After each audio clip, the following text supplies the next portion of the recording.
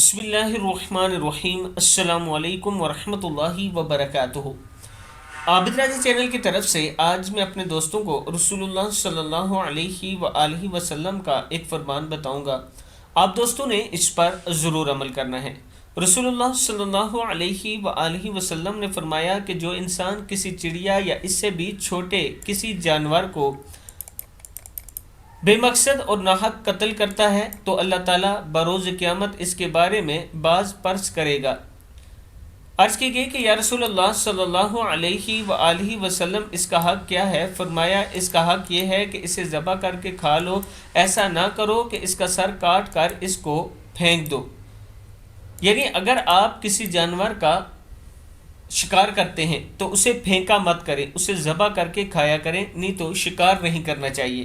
یہ رسول اللہ صلی اللہ علیہ وآلہ وسلم کا حکم ہے، اس پر ہمیں ضرور عمل کرنا چاہیے۔ آپ دوستوں نے اس ویڈیو کو آگے ضرور شیئر کرنا ہے۔ السلام علیکم ورحمۃ اللہ وبرکاتہ۔